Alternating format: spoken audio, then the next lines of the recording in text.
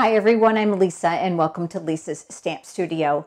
My card today uses a Sale-A-Bration stamp set. And if you're not sure what Sale-A-Bration is, it's Stampin' Up's largest sale of the year. For every $50 in product that you spend before shipping and tax, you'll be able to choose a free product from a special brochure of exclusive stamp sets and accessories.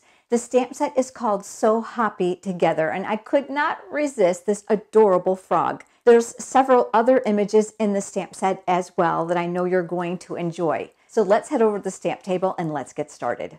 Here's a close-up of the card we're going to be creating today. Isn't it adorable? It looks quite complicated, but it's not. It's just a matter of die cutting that window. As I said in the intro, I started with a piece of Whisper White cardstock. We are making a 4 1/4 inch square card. So this is cut 8 1/2 by 4 1/4, and I scored it in half. And I'm going to use my bone folder for that nice crisp edge on my card. I'm going to put the card base to the side, and I've cut a separate piece of Whisper White cardstock. This measures 4 by 4. If you're here visiting from YouTube, you'll be able to find the pictures and the cutting dimensions for today's project in the link of this video description below, making it really easy for you to navigate. We're going to do some work with the big shot first. We're going to die cut that opening. Because I'll be using framelits, I'm a fan of the magnetic platform to help hold them in place. So I've got that here. I've also got a clear cutting mat on the bottom to protect it. And I'm going to be using the Layering Ovals framelits. I really love this product, not only because of the cascading sizes that are included, but also because you get the scallop shapes to coordinate with them. So you can do all kinds of layering and create beautiful frames with this set. Here's that piece of Whisper White cardstock. There's the smallest oval from that die set. I'm going to place that in the center. And then I'm going to put another clear cutting mat over the top to protect it. And then we're going to crank that through. Now, while I have the big shot out, I'm going to go ahead and die cut myself a little bit of seagrass. So I've got the Granny Apple Green cardstock here. That's just a piece of scrap. And from the Lakeside Framelits dies, I stole an image of this beautiful seagrass because I thought that would go great inside that window. So I'm going to place that here, and then I will place another clear mat over the top again, just like we did before, and we'll crank that through as well. The first thing I'm going to do is I'm going to hold my layer over my card base for positioning, just to get an idea. And I'm going to add some ink in this area here so that it looks like water from behind the opening. And I'm using a sponge dauber and the Pool Party ink. So I'm going to go ahead and I'm going to open that up. I'm bringing in a scrap piece of paper here just so I can do a little bit of daubering off. I'm going to show you what I mean. I'm going to go ahead and ink up my dauber, but I know that this ink is very concentrated and strong because I just took it off the pad. So I'm going to take some of that off so that I can control the coverage, and then I'm going to add ink right here in the center. Just adding in small circular motions and back and forth, just enough just to get a little bit of color there. There's really no rhyme or reason on how you're going to apply it, because keep in mind that whole white layer is going to cover the majority of the card. So you can see here that's going to give us a little bit of color. I want a little bit more down here, so I'm doing the same thing again, and I'll add a little bit of ink here at the bottom. Just going to realign that, and that looks good. I'm going to set those pieces aside, and I'm going to bring in a scrap piece of Whisper White cardstock, and I'm using that adorable Sale-A-Bration stamp set. This is one of the choices that are free with a $50 product order from January 3rd through March 31st. For those of you with a larger wish list, there are also products available in the $100 category. You can see how adorable these images are. So we're using this frog today, and I'm going to stamp him in the Memento ink. So I've got him mounted here. These are the brand new cling stamps. You don't have to worry about them falling off your block when you're stamping or when you're cleaning. And I've also pulled out the small crown from that exact same stamp set. So I'm going to stamp that here as well. I'm going to use markers today. I'm going to start with the crushed curry, and I'm going to use that to color in my crown. The Stampin' Write markers are dual-sided. There's a thick end, which is the brush, and then there's a thin end here for the fine point, which is intended for writing and signing. But for these little small areas, you're going to find that they come in quite handy. I'm going to switch now over to the Lemon Lime Twist, and this is where I'm going to color in my frog. I'm going to leave the areas around the spots and his stomach open because I'm going to add a darker shade that's going to coordinate with that seagrass. Don't forget those little eyelids.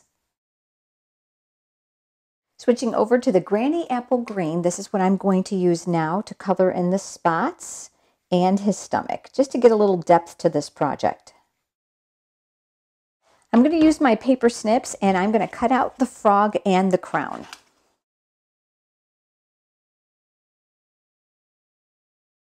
Now we're ready to do our assembly. So I'm going to bring in my pieces. The very first thing I'm going to do is I'm going to line up this layer on where it will eventually be adhered. And I've got the words from that exact same stamp set. It says you can do anything.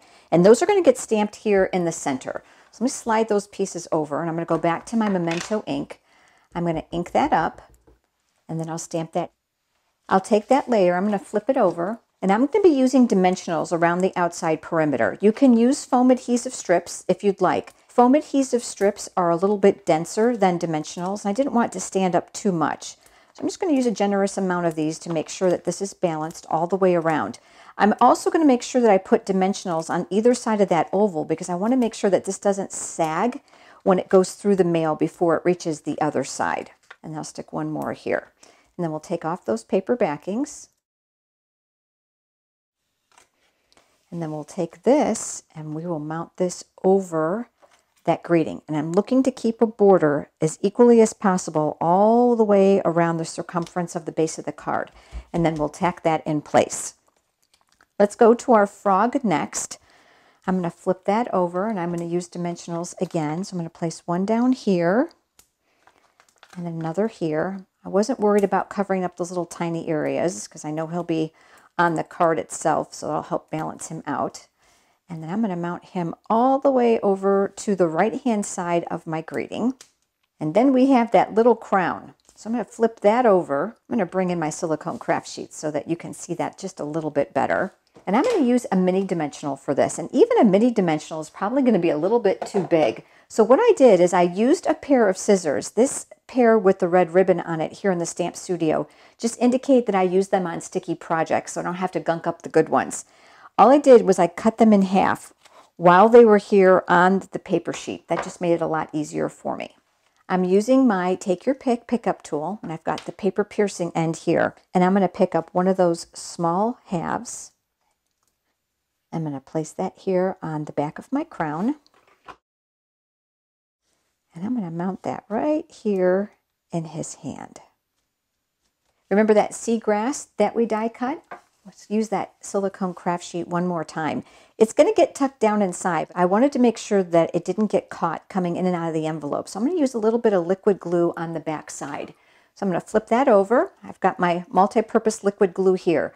I always like to start it on my silicone craft sheet first to make sure that it's flowing well.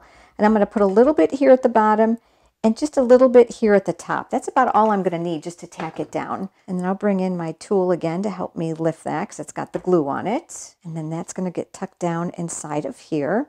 And then I'll tap that in place. Then lastly, I wanted to add a little shimmer to that crown. So I'm using the Clear Wink of Stella. And I'm going to dab on some shimmer. Sometimes the pigmentation from your markers and your ink will be picked up on here. So just make sure you wipe it off first before you put it away. That'll eliminate you transferring any color to the next project. Here's the card we created together today. I used the Granny Apple Green here for the seagrass and the card I made before you joined me. And this time I used the Lemon Lime twist on the seagrass here. Which one do you prefer? Leave me a comment below. If you don't already have a Stampin' Up! Demonstrator and you're interested in receiving complimentary copies of the current catalogs and, of course, the Sale-A-Bration brochure with the free products, just leave me a comment below. I'd be more than happy to send them to you. Thanks so much for joining me, everyone. I look forward to seeing you next time. Have a great day.